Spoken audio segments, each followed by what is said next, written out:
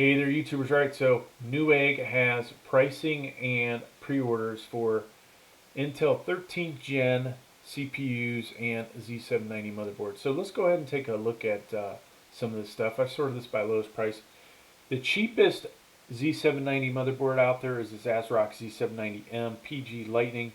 This is DDR4 PCIe 4.0. Doesn't have as good a power stage as the next two motherboards that are next to it.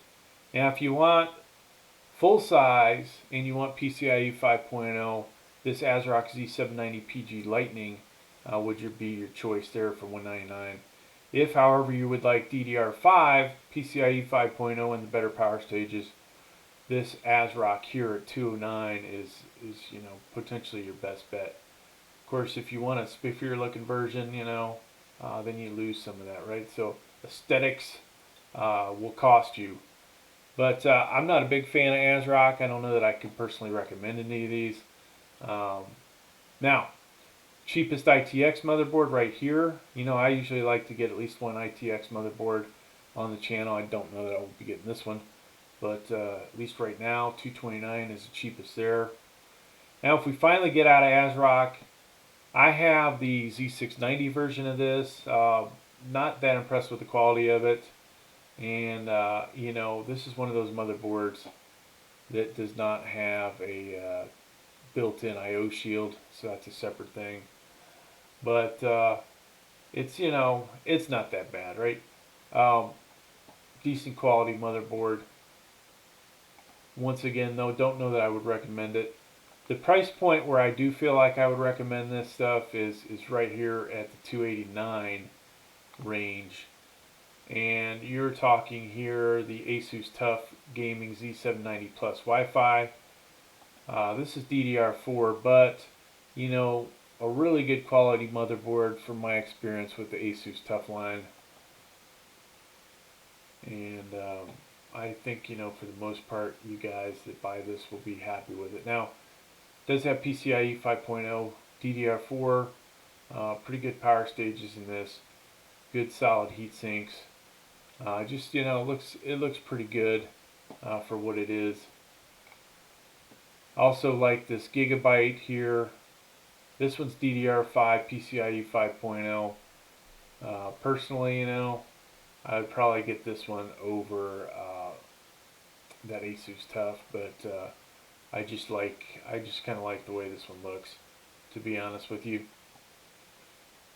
And then the third one, as we get up in price, this also has PCIe 5.0 DDR5. So, do you need PCIe 5.0? No. Do you necessarily need DDR5?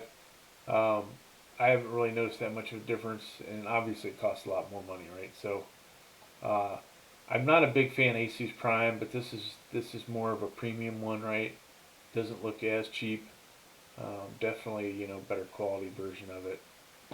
All right, so you could spend a bunch more money if we go to the very end, if it's even on here, and $629 is the most expensive of the Z79s. It's ASOG ROG Maximus Hero, and this thing, it'd be nice to get one of these on the channel, right? I don't think that's going to happen. If I one day decided I really wanted to buy the best computer, not that this is the best motherboard out there, but maybe it is, maybe it isn't. At least for Z7090s at Newegg, this appears to be the best one. And this is it's ATX, not eATX. So, but good looking motherboard, got a lot of cool features on it. All right, let's switch over to CPU. So, on this channel, folks, limited budget. I got to figure out what CPUs I'm going to buy for 13th gen. We already shunned the AMD 7000 series. I currently can either get an i5 13600KF and the i7 13700K, or I can buy the i9 13900K. I'm not really sure which one I should get first. If you're out there and you want to see one over the other on this channel, let me know. Maybe that'll help influence me. But let's look at this. So Price difference between these two, $20. This one does not have integrated graphics. This does. They're both 14 core, 6 performance cores, 8 efficiency cores. All of the CPUs we're going to talk about 128 watts TDP, of course LGA 1700. And like I said, $20 difference between these two. And of course, you are good if you have an LGA 1700 CPU cooler, at least one that's rated higher than 125 watts, right? More like 200 some watts would be the preferred CPU cooler. Now, i7-13700KF, once again, doesn't have integrated graphics. This one's 16 core. You can see $100 jump from this one, and you get 2 more performance cores, right? That will make, a bit of a difference. So I would like to honestly get the next one though, i7-13700K. And this one I think would be a pretty good addition to the channel. $449, $20 difference.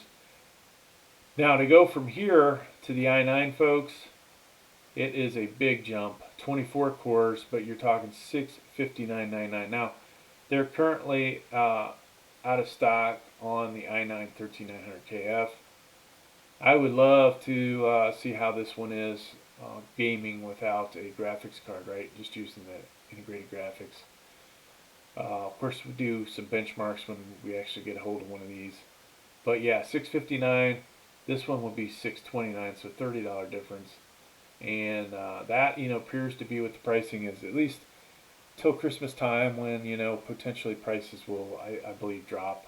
AMD and Intel will be slugging it out. Hey, thanks for checking out the video, folks. Please like, please subscribe.